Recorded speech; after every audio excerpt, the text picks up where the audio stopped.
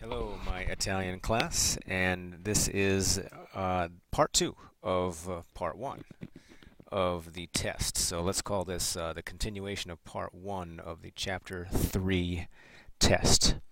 Let's go over this particular paragraph here. 3.6, le differenze. Well, a lot of people got some of these verbs incorrect. This is the first verb we learned in Italiano, io sono, and I am tall. A Maria is what you want there. Now we have to conjugate this verb in the EO form. Rispondo, you drop off the ERE and add an O. Okay, we learned that. And how about lei, the verb in parentheses parlare, so you want to conjugate that as parla. Okay, she always talks on the telephone. Io, I always follow the soccer matches, is going to be, we drop off that IRE and we add an O, seguo. And then it says, she watches romantic films, vede. Okay, io, this verb discutere di politica, to discuss politics. This is an ERE verb. You simply drop off the ERE and add an O. And it says, and she writes poetry, scrive. ERE verb, drop off the ERE, add a E. Io, this is an IRE verb that takes the ISC, so we're going to say preferisco. I like to meet friends at the bar, and she likes to, or she prefers to paint. So this is going to be preferisce. Okay. Moving up.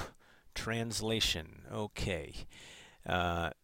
Mr. and Mrs. Montale. This is not just Mr. Montale. This is Mr. and Mrs. Montale are old. They have white hair. They are not athletic. They are nice and optimistic. Next one. Bruno is tall and thin. He has short, curly hair. He has brown eyes. He is very serious and generous. Next one. Valentina is short and thin. Okay. She has long red hair. She has green eyes. She is nice and sensitive. If you did the other translation, indosso means I wear. Okay. I wear a pair of gray pants, a white shirt, and a blue tie, and a blue jacket. Maria says, I wear, so that's another way of saying wear. So indossare and portare both mean to wear. I wear a green dress and a pair of black shoes. Carlo, on the other hand, says, I wear a pair of black pants, a yellow sweater, and a black jacket. Also, the shoes are black, so in other words, I am wearing black shoes. But this just says also the shoes are black. Okay, so that's the translation. Last part of part one here is this particular section on verbs. Let's take a little closer look at that. Okay, you have the verb in parentheses. You have the subject or subject pronoun. Rosanna is a girl. She is one person, so that would be lei. We have to conjugate scrivere and lei. Drop off the ERE and add an E. Scrive. Noi prendiamo is your correct answer there. Marzia and Arianna, or Marzia and Arianna, sleep, dormono.